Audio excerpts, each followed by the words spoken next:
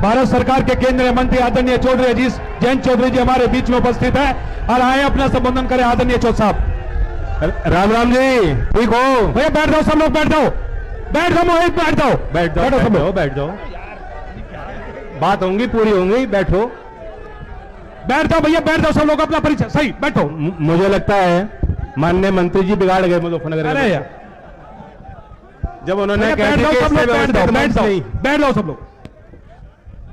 ये मुजफ्फरनगर का अपना एक मिजाज है और ये लोगों का अपनापन है। अब तो मैं सरकारी तंत्र में आ गया तो मुझे सुरक्षा कर्मी मिलने लग गए।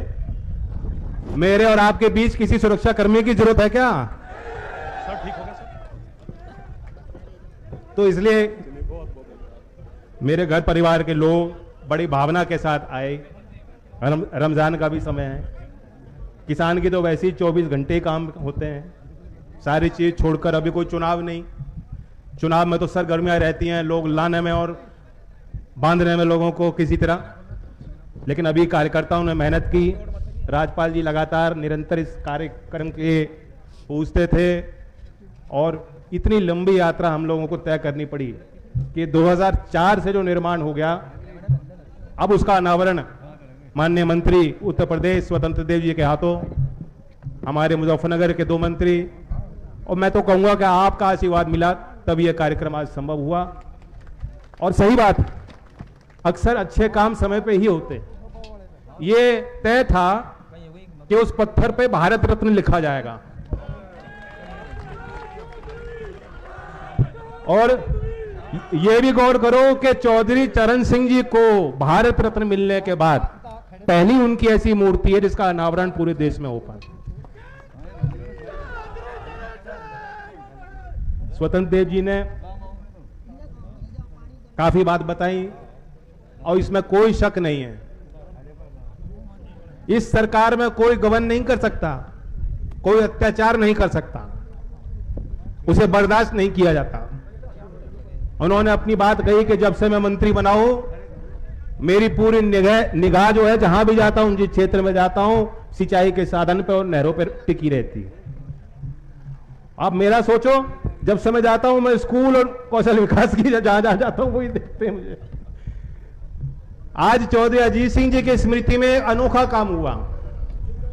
मुजफ्फरनगर के 103 स्कूलों को चिन्हित कर कर एनएसडीसी ने और पियर्सन ग्रुप ने, जिसके देश के अध्यक्ष विनय कुमार स्वामी पियर्सन की तरफ से आए हैं, इन्होंने सीएसआर का पैसा लिया।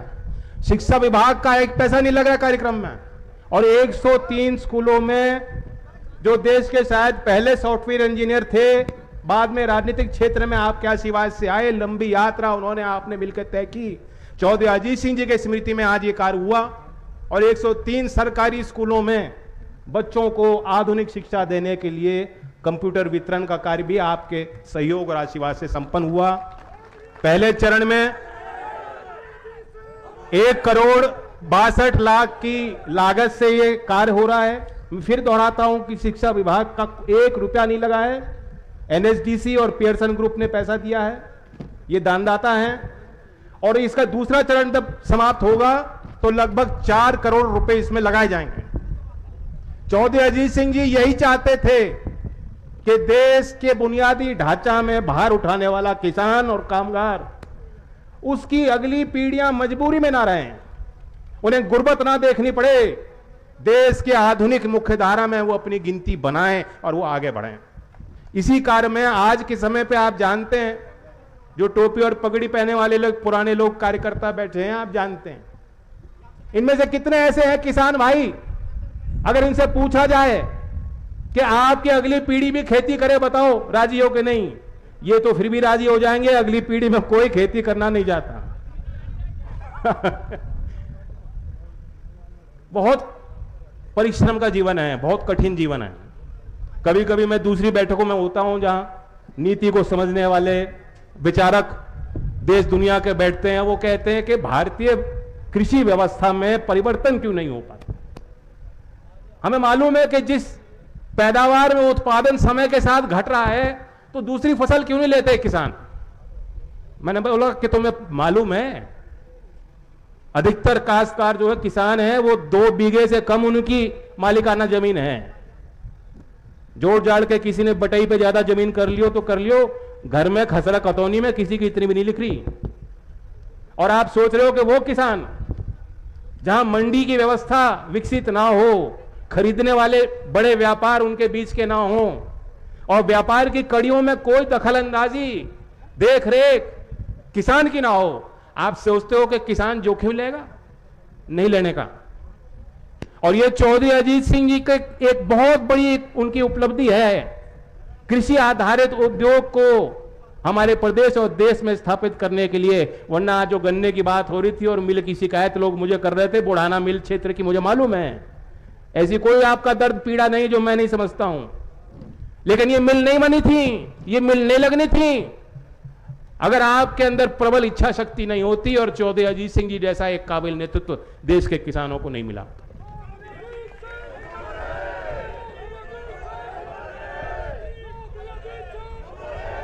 स्वतंत्र देव जी ने एक गुणवान व्यक्ति की खूबियां भी गिनाई और जन भागीदारी भी आपकी तय करी कि सुधार कैसे होगा।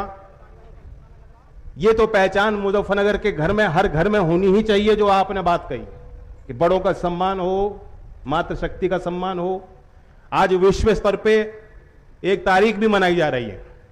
अब मैं तो जानता नहीं, स्वतंत्र देव जी शायद 10 रोटी खाते होंगे, मैं तो 2 से ही गुजारा कर लेता हूं। रोटी चटनी मिल जाए और क्या चाहिए, और थोड़ा सा गुड़।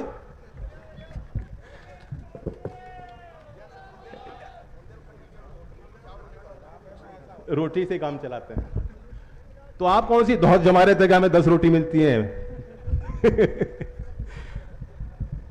आज अंतर्राष्ट्रीय महिला दिवस है और आपने देखा सांकेतिक भाषा में कैसी बच्ची बोल रही है। साथ साथ मैं अभी सोच के कुछ बोल रहा हूं, वो मेरी बोली खत्म नहीं हो रही और वो मेरा ट्रांसलेशन कर रही है।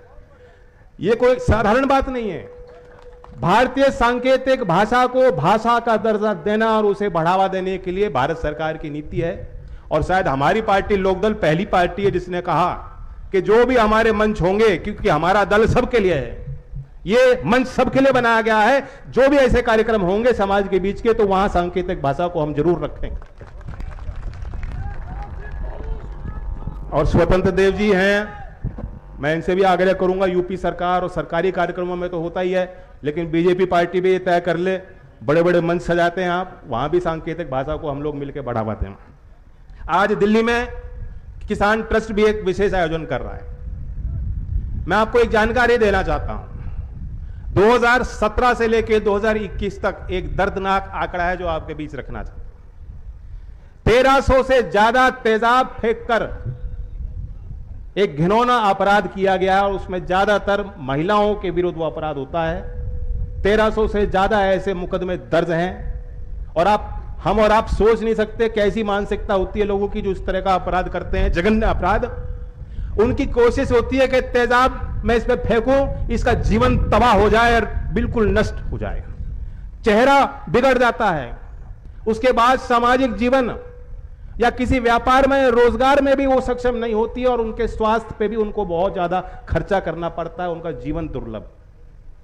कानून सख्त है, 10 साल से ज्यादा भी उनको सजा मिल सकती है दोषियों को, लेकिन अभी भी अपराध हमारे बीच हो रहे हैं। आज दिल्ली में किसान ट्रस्ट भी कार्यक्रम कर रहा है, पहले भी हमने किया, और चिन्हित करके जो इस तरह के जो हमारे एसिड अटैक सर्वाइवर हैं उन्हें आर्थिक सहयोग भी हम देते हैं और लोगों को भी जागरूक करने की जिम्मेदारी है। ऐसे अपराध तो हम बर्दाश्त नहीं कर सकते। वो मुजफ्फरनगर का कार्य क्षेत्र कर्मभूमि चौधरी चरण सिंह जी की, जहां माया त्यागी कांड में बड़े पैमाने पे गांव के लोग आगे आए थे और आपने जेल भरने का काम किया था। उस आंदोलन को देश की तस्वीर बदलने के लिए देश की आंखों और नजर के सामने लेके गए थे। ऐसी मुजफ्फरनगर में खड़े होकर मैं कह देना चाहता हूं, आज इस भरी पंचायत में हम निर्णय लें कि एसिड अटैक, इस तरह से महिलाओं के खिलाफ जो अपराध होते हैं, जघन्य अपराध, उन्हें हम बर्दाश्त नहीं करेंगे।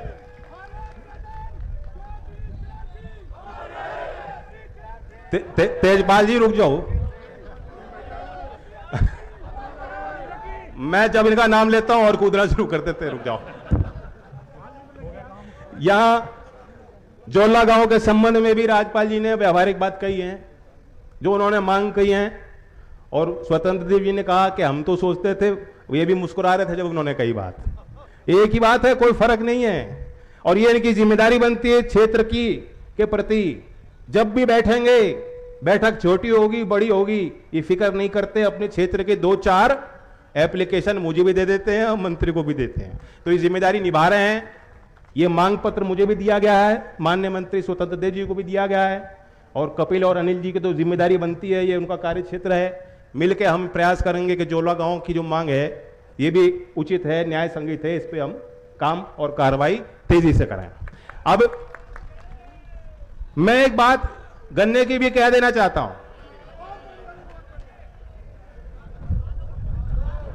होती ना एक कहावत है ना, 100 कुमार की और एक। देखिए ये कुछ निजी समूह हैं। एक तो आपको पता है कि हमारे प्रदेश में जो 120 से ज्यादा मिल हैं, 93 उनमें निजी क्षेत्र की मिल है। हमारे राज्य की तस्वीर दूसरे राज्यों से कुछ भिन्न है। दूसरे क्षेत्रों में कोऑपरेटिव सेक्टर का बड़ा योगदान है, हमारे यहां प्राइवेट सेक्टर की मिल है। और आपने गौर किया होगा, जब जब मैं योगी जी के साथ हमने मंच साझा किया है, वो एक बात पे हमेशा उन्होंने बल दिया कि जब हम सरकार में आए तो हमने भुगतान बढ़ाया है, इससे पहले इतना भुगतान कभी होता नहीं। और दूसरी बात वो ये कहते हैं, इसे धमकी के तौर पे नहीं लिया जा सकता, क्योंकि वो सरकार को संभाल रहे हैं। सारे पहलू पे उनको विचार करना पड़ता है, तकनीकी, कानूनी पहलू, नीतिगत निर्णय लेने से पहले उनको चीजों को देखना पड़ता है। लेकिन हर मंच से योगी जी ने भी, जो प्रदेश के मुख्यमंत्री हैं, प्रदेश की बागडोर उनके हाथ में है, 2 टूक कहते हैं, कोई निजी मिल मालिक ये ना सोचे जहां सरकार किसान के भलाई के लिए कोई फैसला लेगी तो कोई कितना बड़े पूंजीपति उद्योगपति हो, उनकी सुनवाई पीछे होगी और प्रदेश के किसानों की सुनवाई और रखवाली पहले हो। और यहां तक वो कहते हैं कि ऐसी कार्रवाई होगी, पहले तो आरसी भी नहीं होती थी जारी, और जेल के सलाखों के पीछे भी किसी को करना पड़े, अधिग्रहण में करना पड़े उनकी मिल का, उद्योग का, किसान के लिए बेहतर इंतजाम बांधने के लिए ऐसे कड़े निर्णय भी प्रदेश की सरकार लेगी। ये उनका कहना है। एक मैं अपने तरफ से जो चिंता का विषय बता देना चाहता हूं। इसमें कोई शक नहीं कि उत्तर प्रदेश का किसान बहुत मेहनत कर रहा है, अव्वल खेती कर रहा है। पहले दूसरे राज्य की तुलना में खासतौर से महाराष्ट्र के पीछे यूपी चलता, लेकिन कुछ यहां जो 238 वैरायटी आई 10 साल में, 238 जो करनाल में विकसित हुई, और जो वैज्ञानिक जिन्होंने बनाया उनको भी पद्मश्री का अवार्ड मिला है, उसका बड़ा प्रभाव इस क्षेत्र में पड़ा है। लगभग 30 से 35% जो किसान हमें बताते हैं, किसान का अनुभव बताता है, 30 से 35% पैदावार जब से वो वैरायटी आई, विकसित हुई, वो पद्धति विकसित हुई, आपको लाभ मिल रहा है। लेकिन अब पिछले 1.5-2 साल से अब देखें, अब उसमें भी रेड रॉट आना शुरू हुआ। और हमारी जिस हिसाब से रिकवरी बढ़नी चाहिए, पैदावार बढ़नी चाहिए, इस बार वो फसल को देखते हुए मुझे ये यकीन नहीं हो रहा। आगे और हमें परिवर्तन लाने की जरूरत पड़ेगी। मैं अपील करता हूं, यहां प्राइवेट इंडस्ट्री को भी कहता हूं, क्योंकि आप इसमें इन्वेस्टेड हो, ये आपका कार्य क्षेत्र बंधा हुआ है। सरकार नीतिगत किसान की राय लेके मिल का क्षेत्र बांधती है, और वो मिल की जिम्मेदारी बनती है कि किसानों के साथ बेहतर पद्धति को बनवाने में, उसे कारगर बनाने में, प्रभावी बनाने में, लैब से लेके फार्म तक ले जाने में, कृषि विज्ञान को स्थापित करने में सबसे बड़ी जिम्मेदारी, अहम जिम्मेदारी मिल की है और इंडस्ट्री की है। अब सरकारी संस्थाएं, हमारे वैज्ञानिक इस पे शोध करें, नई चीज, नई पद्धति विकसित करनी हो तो करें, और किसान अपने पुरुषार्थ के बल पर जो पहचान है क्षेत्र की रही है, मैं ये उम्मीद करता हूं कि गन्ने की मिठास भी किसानों को मिलेगी, और आपके आर्थिक तरक्की और प्रगति में उस फसल का बड़ा योगदान रहा है और आगे भी निश्चित रहेगा। बाकी थोड़ी मोटी तो रह जाती बात, एक बार में नहीं होते सारे काम। आपने बेहद मजबूत किया है, हम सब लोग इस लायक बनाए हैं कि हम आपके सामने मंच पे खड़े हैं। आप इसको लेकर निश्चिंत रहो, जितनी फिक्र और चिंता आप करते हो अपनी फसल को लेके, पीढ़ियों को लेके, अपने क्षेत्र को, गांव गुहांड को लेके, मैं भी आपके सामने खड़ा हूं, उससे ज्यादा चिंता मुझे रहती है। और चौधरी चरण सिंह जी के बारे में एक किस्सा सुनाते हैं। उनकी जब सर्जरी हुई थी, उनसे कोई अस्पताल में मिलने गया था। उस समय उनका स्वास्थ्य बिगड़ सा रहा था, वो चिंतित होंगे। और व्यक्ति ने पूछा कि चौधरी साहब आप कैसा महसूस कर रहे हो? और बताते हैं कि चौधरी साहब रो पड़े उसे देख के व्यक्ति को, और कहा कि बहुत कुछ करना रह गया। ये उनके शब्द थे कि मैं चिंता करता हूं देश के किसान का क्या होगा। तो इसलिए एक परिवार के नाते हमें और आपको ये सुनिश्चित करना होगा कि तरक्की कैसे हो। मैं कहना चाहता हूं कि अब नए तरीके भी आपको अपनाने होंगे, खेती से अलग भी। एफपीओ बनाओ, कोऑपरेटिव बनाओ, समूह बनाओ, और घर की महिलाओं को भी बढ़ाओ। मैं अभी बात कर रहा था स्वतंत्र देव जी से, दूसरे क्षेत्रों में अलग मिजाज रहता है। यहां आप महिला दिवस हम लोग मना रहे हैं और महिलाएं घर की आप नहीं आने दे रहे हैं। बताओ 10 रोटी नहीं मिलेंगी फिर खाने को। जब आरक्षण हो जाएगा, सारी पार्टी को तय करना होगा, फैसला लेना होगा महिलाओं को आगे बढ़ने के लिए, नेतृत्व देने के लिए। उस समय आप लोग क्या करोगे? मैं चेतावनी दे रहा हूं, मैं लोकदल को तो कह ही सकता हूं, लोकदल वालों को कह रहा हूं, ये मत सोचना नेताजी कि तुम्हारी बेटी और तुम्हारी बहू और तुम्हारी बीवी ही लड़ेंगी। अभी ला नहीं रहे मीटिंग में और कह रहे टिकट तो उन्हें मेरे नाम से उन्हीं को मिल जाएगा। कोई जरूरी नहीं है, महिलाओं को लाया करो। ये हमने मूर्ति का अनावरण किया है, वो वाटिका किसके नाम पे है? दादी जी के नाम पे है वो वाटिका।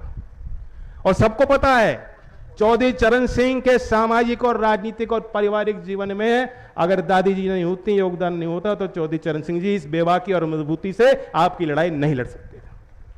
मेरी भी 2 बेटियां हैं, लेकिन ये मत सोचना जितना काम कराना है मुझसे करा लो। अपनी घर की बहुओं को, बेटियों को आगे आने से आप नहीं रोक सकते, लेकिन ये नियम है। मैं फिर भी आपसे आग्रह करता हूं, लोकदल के कार्यकर्ताओं से, कि अगली बार जब इस तरह की सभा होगी, आधी बैठक महिलाओं के लिए हो और आधी बैठक आपके लिए हो, तो वही उचित होगा। मैं बधाई देता हूं, कहने को तो बहुत कुछ था। शुभ तारीख है, आज की तारीख हमेशा यादगार रहेगी। और आते जाते जब भी मैं इस मूर्ति की तरफ मेरा ध्यान जाएगा, बात मूर्ति के निर्माण से नहीं, बात तो दिल में है।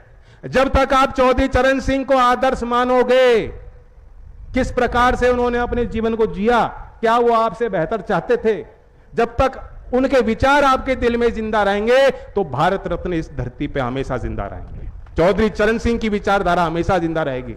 इन्हीं शब्दों के साथ मैं धन्यवाद कहता हूं। जय हिंद, जय भारत। बहुत बहुत धन्यवाद, बहुत बहुत धन्यवाद चौ साहब।